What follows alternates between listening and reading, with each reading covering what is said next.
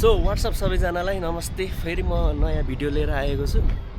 आज चाहिँ हामी स्पेनको एउटा एकदमै राम्रो सहर आएको छौँ, जुनको नाम चाहिँ रहेको छ पालामोस भनेपछि अब पालामोसमा आज चाहिँ हामी तीनवटा ठाउँ जान आँटिरहेको छौँ। तीनवटा ठाउँमा चाहिँ अब के भनेपछि एउटा रह्यो हाम्रो बिच, जुन यहाँ पालामोसमा एकदमै फेमस रहेको छ। त्यस पछाडि चाहिँ हामी जानेछौँ एउटा चर्च, रोमन क्याथोलिक चर्च भन्ने ठाउँ भन्नाले चर्च। अनि त्यहाँदेखि त्यो सकेर चाहिँ हामी फेरि फिसिङ म्युजियम हुँदै हामी ब्याक टु द सिप गर्नेछौँ। सो अहिलेको लागि चाहिँ यति नै भन्न चाहन्छु म। सो एकछिनपछि फेरि भेटौँला हजुरहरूसँग।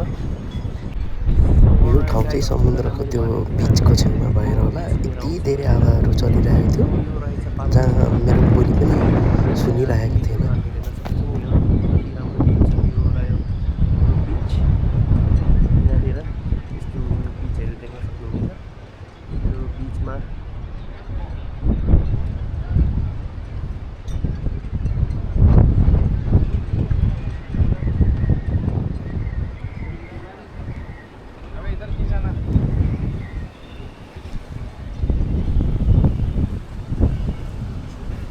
वेलकम ब्याक सबैजनालाई। अहिले चाहिँ हामी हजुरहरूलाई बिच देखाउन गइरहेको छौँ र साथमा रहेको छ मेरो यो साथी।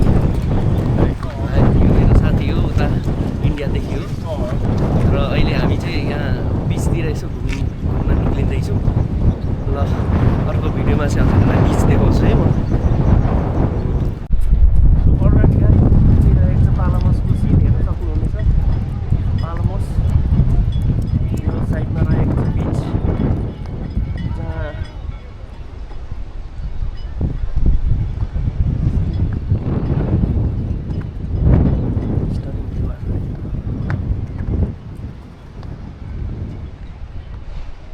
सो अलराइट गाइज, हामी चाहिँ अहिले यहाँ बिच आइसकेको छौँ। देख्न सक्नुहुन्छ यहाँनिर यस्तो घाममा पनि यहाँनिर पुरै बिचमा यहाँ पुरै नुहाइरहेको छन्। उहाँ समुद्रमा रहेको छ। म चाहिँ अब आज ननुहाउने हो होइन। अब म र मेरो साथी चाहिँ अब भोलि मात्र नुहाउने हो। भोलि अर्कै ठाउँ जाँदैछौँ हामी, पाल्मा द मियोर्का भन्ने ठाउँ हो, त्यहाँनिर नुहाउने हो।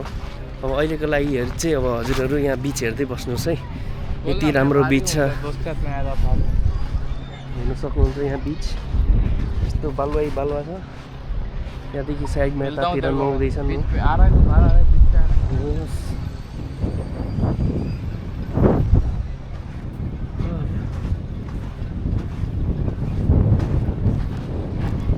कैसा लग रहा है भाई बीच में आके? मस्त है ना। कल जाके नहाएंगे ना हम लोग पाल्मा द मियोर्का में। कौन सा बीच अच्छा लगता है तुमको, इधर का या उधर का? उधर का तो मस्त है ना, हर रोज निकाल्ने का। वो देखो वो लाइफ गार्ड पनि देख्न सक्नुहुन्छ। कोही डुबिहाल्यो भने ऊ बचाउनलाई बसिरहेको छ एकदम मजाले। सो यो रहेको छ बिच।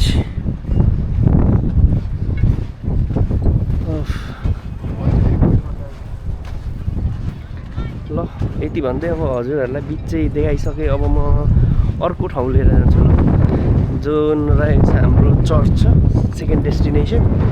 अब सेकेन्ड डेस्टिनेसन चाहिँ हाम्रो अब चर्च गएर देखाउँछु म तपाईँहरूलाई।